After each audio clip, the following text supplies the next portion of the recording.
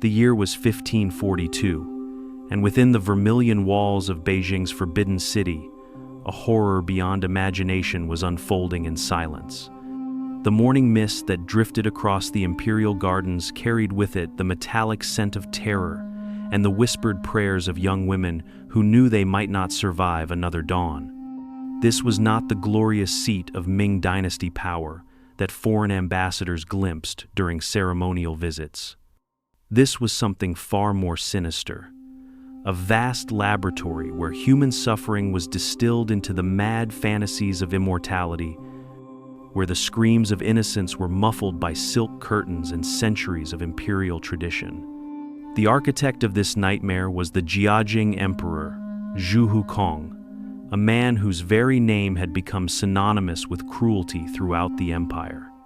His transformation from capable ruler to deranged tyrant had not happened overnight. It was a gradual descent into madness that began with a simple, terrible obsession, the belief that he could transcend mortality through the ancient arts of Taoist alchemy. What started as intellectual curiosity had metastasized into an all-consuming hunger that would devour thousands of lives and ultimately fracture the very foundations of the Ming dynasty. By 1542, the emperor's quest for the elixir of pure gold had reached its most grotesque phase. His Taoist advisors had convinced him that immortality could only be achieved through the consumption of substances of absolute purity, and nothing, they whispered, was purer than the menstrual blood of prepubescent virgins.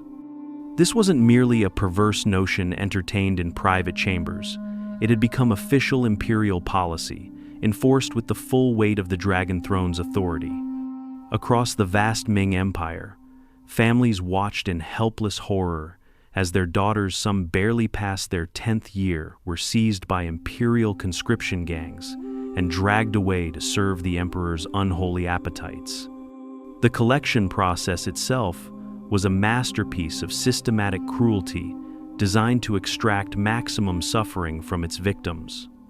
Each morning, before the first light could contaminate the sacred dew, over 1,000 young women were forced from their sleeping mats to begin their impossible labor.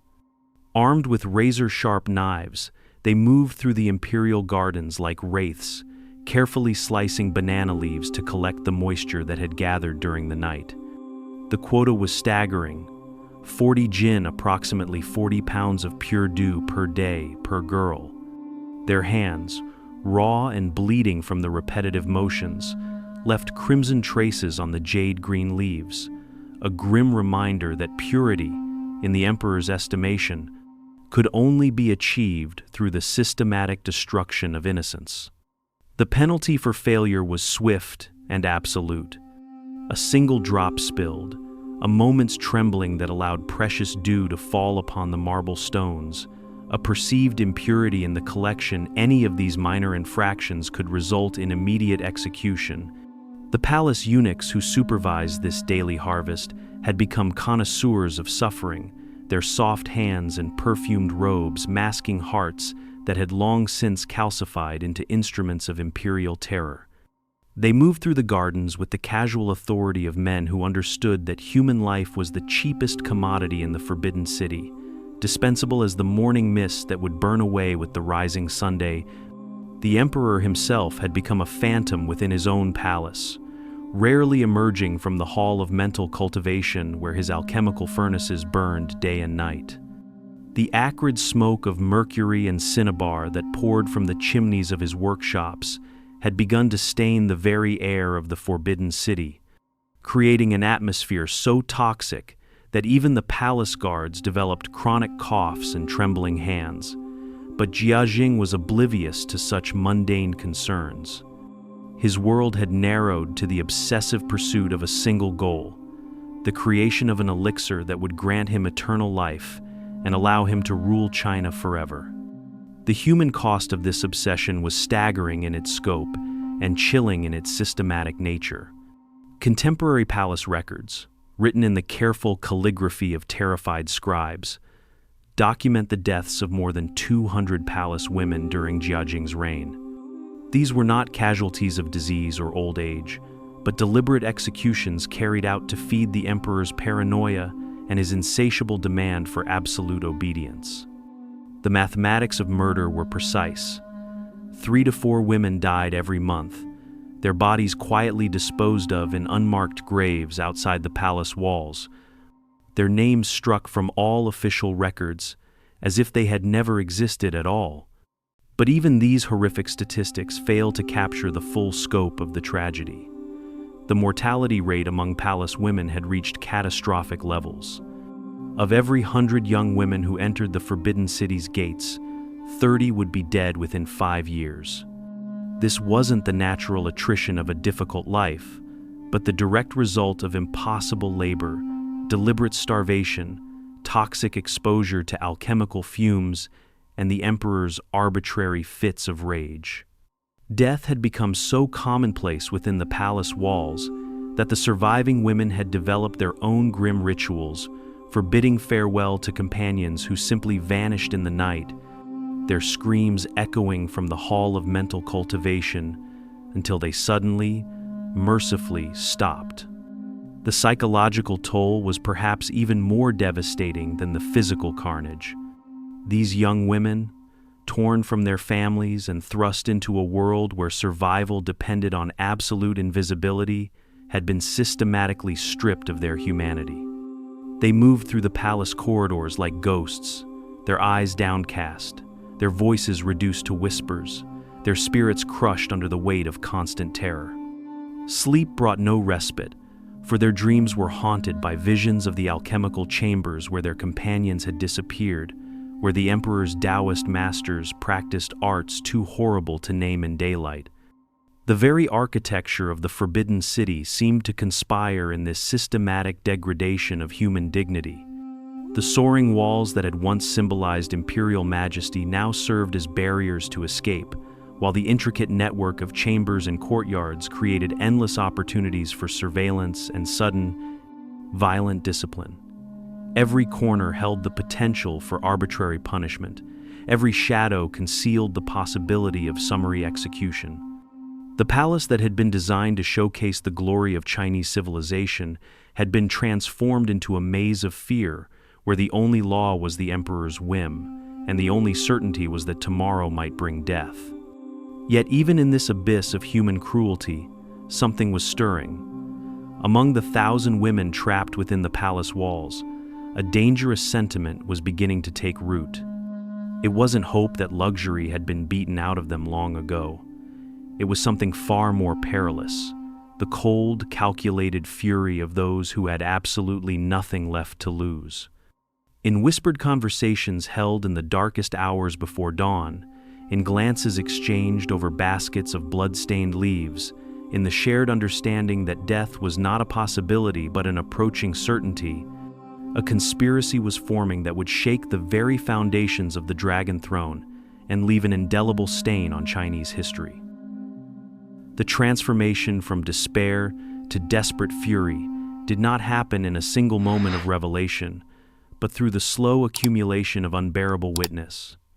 For young Jinying, the tipping point came on the morning she watched Xiao Mei's body being dragged from the Hall of Mental Cultivation, her lifeless form leaving a crimson trail across the white marble stones like a painter's brush dipped in human agony. The girl had been no more than 14, her crime nothing more than a slight tremor in her hands during the sacred dew collection that had caused 3 precious drops to fall upon the ground. The emperor's justice had been swift and absolute. She had been taken that very evening to contribute her essence to the elixir of pure gold, her screams echoing through the palace walls until the merciful silence of death finally claimed her. Yang Jinying had seen dozens of such deaths during her 3 years within the Forbidden City's walls, but something about this particular morning was different. Perhaps it was the way the dawnlight caught the pool of blood, transforming it into something that looked almost beautiful against the pristine marble. Perhaps it was the realization that her own hands had begun to develop the same telltale tremor that had condemned Xiao Mei. Or perhaps it was simply that the human spirit, no matter how thoroughly crushed, retains some spark of defiance that refuses to be completely extinguished. Whatever the catalyst, Yang Jinying felt something shift within her chest, a cold certainty settling into her bones like winter frost. She was going to die in this place, but she did not have to die quietly. The conspiracy that would ultimately challenge the most powerful emperor in the world began not with grand proclamations or revolutionary manifestos, but with a single glance exchanged between two women over a basket of blood-stained banana leaves. Xing Quilian had been watching Yang Jinying's face during the body's removal, and in that moment of shared witness, something passed between them that was more dangerous than any weapon. The recognition that their fear had finally curdled into something harder and more focused. They were no longer merely victims awaiting their turn for slaughter. They had become women with nothing left to lose. And nothing is more perilous to establish power than those who have been pushed beyond the boundaries of hope. The recruitment process that followed was a masterpiece of careful observation and intuitive psychology. Yang Jinying possessed an almost supernatural ability to read the subtle signs of desperation in her fellow prisoners. She could identify, with uncanny accuracy, which women had reached the same psychological breaking point that she had experienced. It was visible in the way they held their shoulders, the particular quality of their silence, the manner in which they watched the palace eunuchs with eyes that no longer held fear but something far more dangerous. Calculation. Over the course of several weeks, she quietly assembled her impossible coalition, 14 women who had independently reached the same terrifying conclusion: death was inevitable, but the manner of their dying might still be within their control. The weapons they chose were as telling as the conspiracy itself. In a palace where every sharp object was carefully monitored and controlled, where even the kitchen knives were chained to their preparation tables, the conspirators were forced to improvise with whatever materials they could obtain without arousing suspicion. A yellow silk rope, typically used for ceremonial decorations during imperial festivals, became their instrument of assassination. 9 gold and silver hairpins, designed to adorn the elaborate hairstyles required for palace functions, were carefully sharpened against stone surfaces during the long hours of forced labor. These were not the tools of professional killers, but the desperate improvisations of women who had been pushed beyond the boundaries of rational action. The inclusion of the concubines added a layer of complexity that transformed a simple revenge plot into something approaching a palace revolution. Ning concubine Wang and Cao Duanfei were women who existed in a different stratum of palace hierarchy, their lives governed by different rules and different dangers. Yet they too had been touched by the emperor's madness, their own survival dependent on his unpredictable moods and increasingly erratic behavior. The disparity in imperial favor between them was striking. Palace records show that Cao Duanfei had received 270 rewards from the emperor in the previous year, while Ning concubine Wang had received merely 3. This vast imbalance in recognition and gifts created its own form of desperation, a recognition that imperial favor was as capricious as the wind, and that today's favorite could become tomorrow's victim with terrifying speed. The psychological dynamics that bound these 16 women together were far more complex than simple shared suffering. They represented different social classes, different regional backgrounds, and different relationships to imperial power, yet they had all been reduced to the same fundamental status: expendable resources in the emperor's quest for immortality. Their conspiracy was not driven by political ideology or nationalist sentiment, but by something far more primal: the basic human refusal to accept annihilation without resistance. They were united not by what they hoped to achieve, but by what they could no longer endure. The planning process unfolded with agonizing slowness, conducted entirely through stolen glances and barely perceptible gestures. In a palace where every wall had ears and every conversation was potentially monitored, the conspirators developed their own silent language of rebellion. A particular way of holding a teacup could signify agreement with a proposed action. The angle at which a hairpin was inserted could communicate the timing of their planned strike. The conspiracy existed in the spaces between words, in the pregnant silences that fell between official duties, in the shared understanding that their silence was both their protection and their weapon. The chosen night was the 15th day of the 10th lunar month, when the emperor would retire to the hall of the Cloud of Peace for his nightly alchemical meditation. Palace routine dictated that he would be attended by only a minimal guard during these private spiritual sessions, creating a window of vulnerability that might never occur again. The conspirators understood that they would have perhaps minutes to accomplish what armies had failed to achieve: the elimination of the most protected man in the Chinese Empire. They also understood that success would likely mean nothing more than the satisfaction of taking their tormentor with them into death, for there could be no escape from the consequences of regicide. As the appointed hour approached, each woman faced her own private reckoning with mortality. They were about to attempt something that was not merely dangerous but functionally impossible: the assassination of a man who was regarded as the Son of Heaven, whose person was protected not only by guards and walls, but by the accumulated weight of thousands of years of imperial tradition. They possessed no military training, no experience with violence beyond what they had witnessed as victims. Their hands, accustomed to the delicate work of dew collection and silk embroidery, would now be required to perform the most violent act imaginable.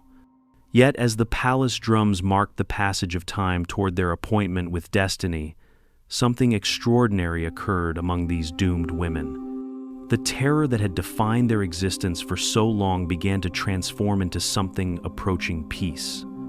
They had made their choice, and in making it, they had recovered something that the emperor's cruelty had tried to steal from them: their agency, their dignity, their fundamental humanity.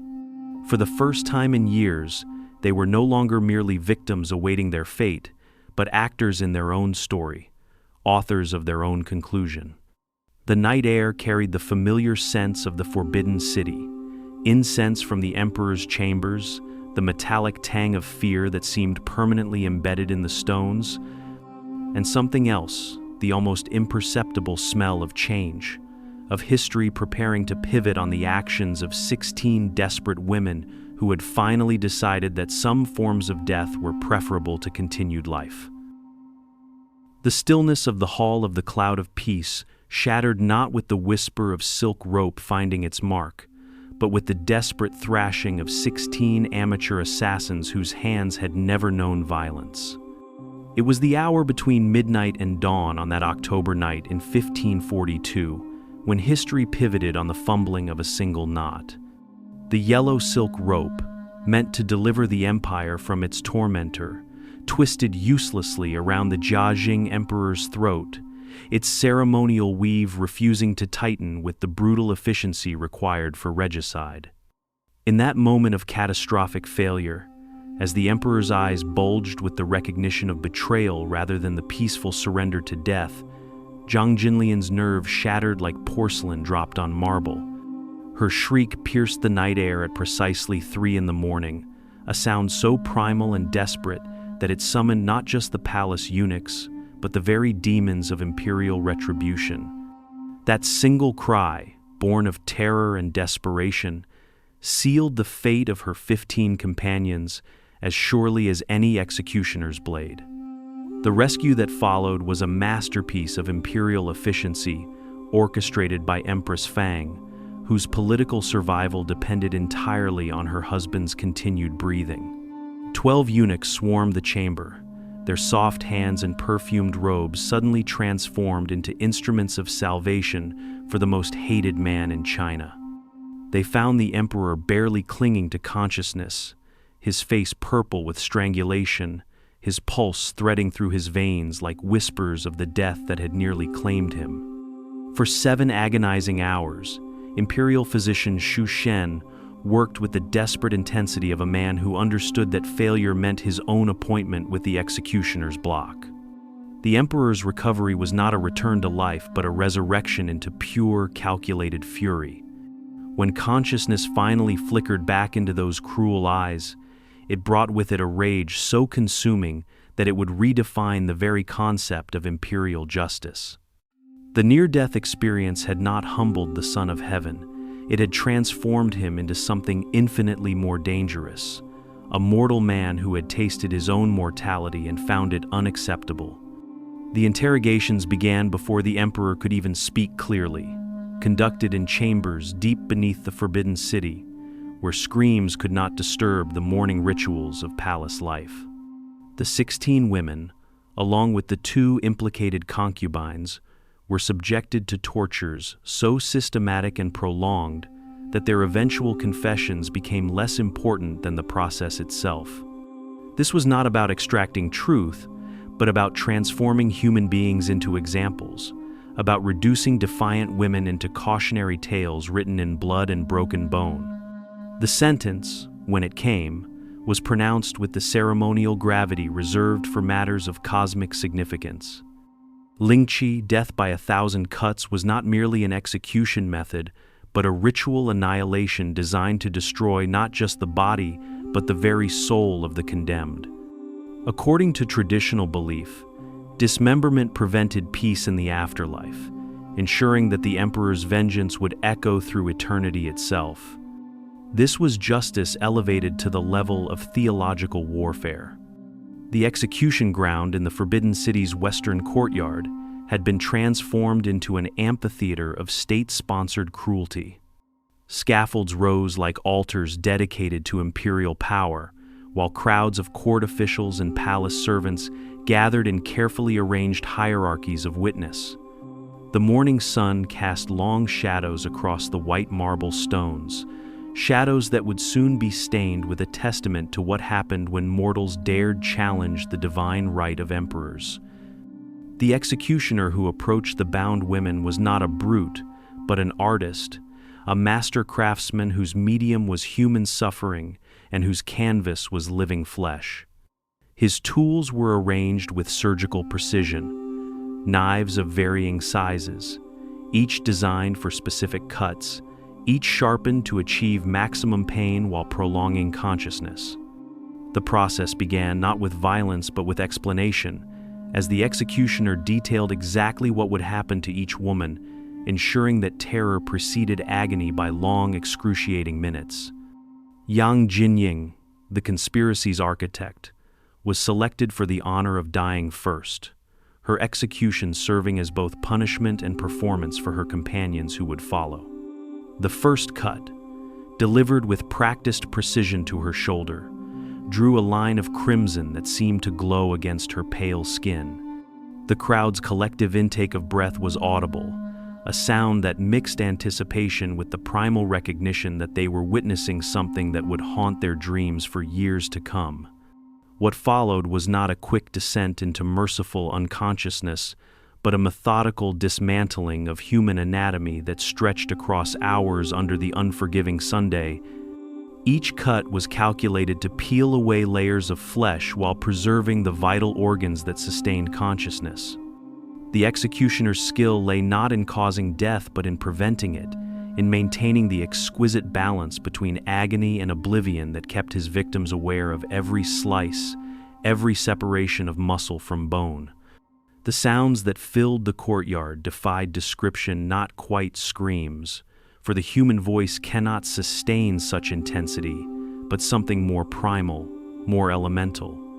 It was the sound of souls being systematically separated from bodies, of dignity being carved away with surgical precision. The other condemned women, forced to watch as their fate was demonstrated with horrifying clarity, stood in various states of collapse, some weeping, others staring with the glassy-eyed shock of minds that had retreated into protective numbness.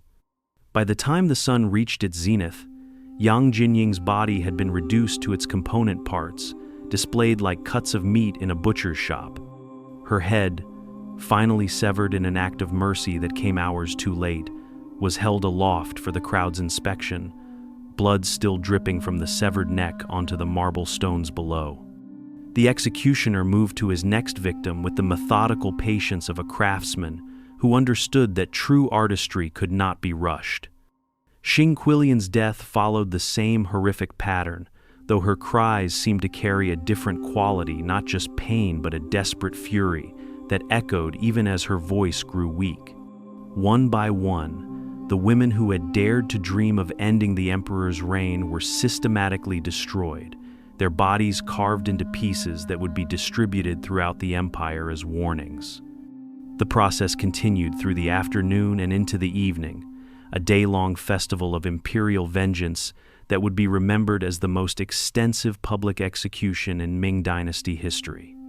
The two concubines, Ning concubine Wang and Cao Duanfei, met the same fate with a dignity that surprised even their executioners. Whether they had been genuine conspirators or merely victims of palace intrigue became irrelevant in the face of their shared destruction. Their higher status earned them no mercy, only the cruel irony of dying by the same method as the serving girls whose supposed equals they had become in death. But the emperor's rage was not satisfied by the destruction of the 16 conspirators. In the days that followed, 9 additional concubines met mysterious deaths within the palace walls, their screams echoing from chambers where no witnesses were permitted. The web of imperial vengeance spread outward like ripples from a stone dropped in still water, encompassing 30 family members of the condemned women. 10 were beheaded in public squares across Beijing, their heads displayed on spikes as reminders of the price of defying imperial authority. 20 more were condemned to slavery, their lives forfeit to serve as examples of the far-reaching consequences of rebellion. The disposal of the remains was as calculated as the executions themselves. The body parts were preserved in salt and distributed to different cities throughout the empire. Pieces sent to Nanjing, others to Xi'an, still more to the northern frontier towns where they would serve as permanent reminders of imperial power. This distribution ensured that the emperor's message would reach every corner of his domain, that no village or city would remain ignorant of what happened to those who dared challenge the Son of Heaven. The blood had barely dried on the execution ground's marble stones when the true consequences of that October night began to manifest. The Jiajing emperor's brush with mortality had not humbled him, but had instead unlocked something infinitely more dangerous, the paranoid fury of a man who had discovered his own vulnerability and found it intolerable. The near-death experience became a catalyst that transformed an already cruel ruler into something approaching a monster, a transformation that would echo through the remaining decades of his reign and ultimately contribute to the Ming Dynasty's inexorable decline. The emperor's immediate response was to retreat from the very palace where his mortality had been so brutally demonstrated. Within months of the failed assassination, he had effectively abandoned the Forbidden City for the sprawling gardens of West Park, a decision that would define the remainder of his 24-year reign. This was not the temporary withdrawal of a shaken ruler, but the permanent exile of a man who could no longer bear to occupy spaces where his subjects might approach him. From 1542 until his death in 1566, the emperor would make fewer than 30 appearances in the main palace, effectively governing the world's largest empire from the safety of his fortified gardens. The statistics of imperial abandonment tell a story more chilling than any individual act of cruelty. After 1560, the emperor averaged merely 1.2 court appearances per year, transforming the elaborate machinery of Ming government into a theater where actors performed for an absent audience. Petitions piled up unread in government offices, while provincial officials sent increasingly desperate reports to a ruler who had lost interest in anything beyond his alchemical obsessions. The empire that had once been governed by the steady hand of imperial authority was now adrift, its course determined by corrupt officials and ambitious eunuchs who understood that power abhors a vacuum. The human cost of the emperor's renewed pursuit of immortality defied comprehension. Rather than abandoning his quest after the assassination attempt, He doubled down on his delusions with a fervor that bordered on madness. In 1552, 300 more young women were conscripted for palace service, their fate sealed by imperial decree before they had even glimpsed the vermilion walls of their prison. Another 160 followed in 1555, their names carefully recorded in palace registers that read like inventories of human livestock. The failed rebellion had not ended the emperor's monstrous practices, but had instead convinced him that he needed more raw material for his unholy experiments. The financial hemorrhaging that accompanied the emperor's retreat was staggering in its scope and devastating in its impact. The construction and maintenance of his West Park sanctuary consumed 2.87 million taels of silver, a sum that represented 18% of the nation's entire annual land tax revenue. This was not spending but systematic looting, the transformation of national wealth into personal fantasy on a scale that beggared the imagination. While peasants throughout the empire struggled under crushing tax burdens, their labor was being converted into elaborate gardens where a madman could pursue his delusions of eternal life in perfect isolation. Into the power vacuum created by imperial absence stepped figures like Yan Song, a grand secretary whose corruption became legendary, even by the standards of Chinese court politics. With the emperor effectively absent from day-to-day governance, Yan Song transformed the imperial treasury into his personal bank account, accumulating wealth estimated at 6 million taels of silver, a fortune that exceeded the annual revenues of entire provinces. This was not mere graft but systematic pillaging of the state, enabled by an emperor who cared more about his alchemical experiments than the governance of his empire. The external consequences of imperial weakness manifested with terrifying clarity along China's northern borders. Mongol tribes, sensing the decay at the heart of Ming power, launched increasingly bold raids into Chinese territory. The statistics tell a story of mounting crisis. 47 major Mongol incursions after 1542, representing a 240% increase over pre-assassination levels. These were not mere border skirmishes, but devastating attacks that ravaged communities, stole resources, and demonstrated to the world that the Middle Kingdom was no longer capable of defending itself effectively. The psychological transformation of the emperor himself became a subject of whispered speculation throughout the palace and beyond. Palace servants reported that he would sometimes spend entire nights standing guard over his own chambers, convinced that assassins lurked in every shadow.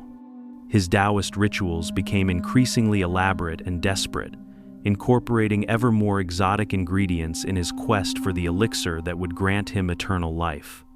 The man who had once been content to rule mortals now sought to transcend mortality itself, driven by a terror of death that the assassination attempt had burned into his very soul. The ripple effects of that October night extended far beyond the immediate participants, creating a culture of fear that permeated every level of palace life.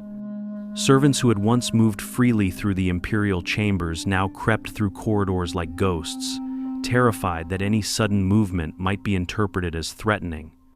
The elaborate etiquette of court life became even more rigid and formalized, as if proper ritual could somehow prevent the chaos that had erupted from the ranks of the supposedly harmless serving girls. Yet perhaps the most profound consequence of the failed assassination was its impact on Chinese historical memory itself.